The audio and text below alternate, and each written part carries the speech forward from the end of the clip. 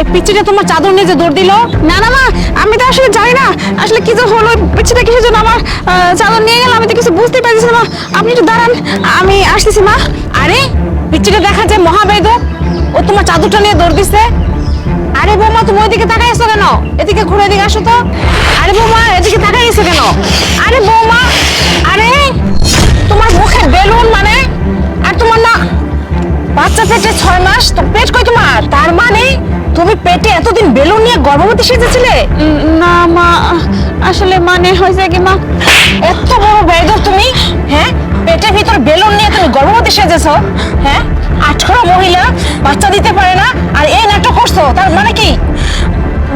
দেখেন মা, আপনি কিন্তু না বুঝে জানেন যে আমাকে ভুল বুঝতেছেন। আপনি আগে আমার কথাটা শুনেন। কি শুনবো তোমার কথা?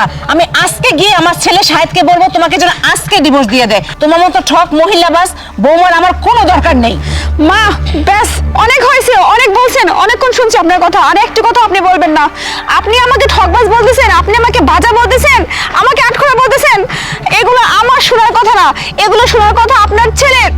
আজকে আমি একটা মেয়ে বলে আপনি আমাকে এইসব কথাগুলো বলতে পারতেছেন, সমাজ আমাকে এসব কথা বলতেছে, কিন্তু আপনার ছেলেকে তো এসব কথা শুনতে হচ্ছে না। কিভাবে বুঝবেন বলেন?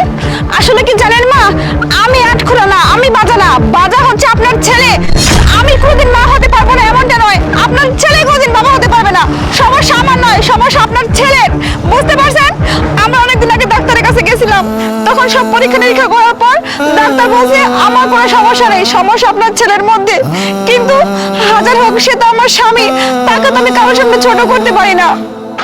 তাই আগে আমি বলছিলাম যে সমস্যা আমার, কিন্তু এক পর্যায়ে দেখলাম এভাবে চলতে থাকলে তো সমাজে আমরা কারোর কাছে মুখ দেখাতে পারবো না, তাই না? সবাই বলবো আমাদের বাচ্চা কাচ্চা হয় না, হয় আমাকে দোষারোপ করবে আর না হয় আপনার ছেলেকে দোষারোপ করবে। এর জন্য আমি বাধ্য হয়েছি এই অভিনয়টা করতে, এই নাটকটা করতে, আর এই ছলনার আশ্রয় নিতে। এর জন্য আমি পেটের মধ্যে বেলুন নিয়ে আপনাদের সবাইকে বুঝিয়েছি যে আমি মা হতে চলেছি। আমি আপনাদের ভালোর জন্য করেছি মা, আমি আমার জন্য কিছু করিনি। আপনাদের সম্মান, আপনার ছেলের সম্মান আর সমাজে মানুষের মুখ বন্ধ করার জন্য আমি এই নাটকটা করেছি, এর থেকে বেশি কিছু নয়। হাজার হোক আমি তো একটা মেয়ে, আমি তো মেয়ে হয়ে পড়ি না আমার স্বামীকে অসম্মানিত করতে, তাকে কথা শুনতে দিতে। এর জন্য আমি এগুলো করেছি, এটা আমার কোনো দোষ ছিল না মা। আমি আপনাদের সম্মানের কথা চিন্তা করে এত কিছু করলাম, আর আপনারা আমাকে ভুল বুঝতেছেন। আমি অবশ্য জানতাম যে এরকম একটা দিন একদিন আসবে, কিন্তু তারপরও আমার কিছুই করার ছিল না।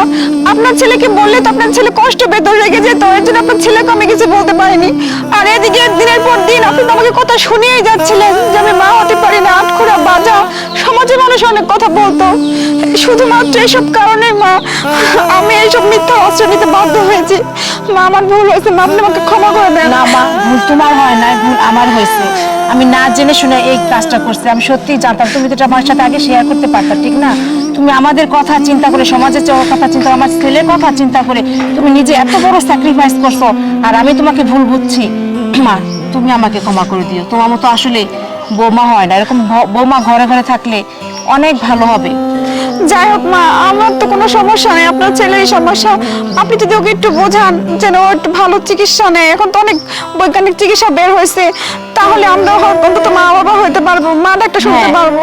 আচ্ছা ঠিক আছে, এখন বাসায় চলো, গিয়ে আলাপ করা যাবে সব। আচ্ছা আচ্ছা চলো।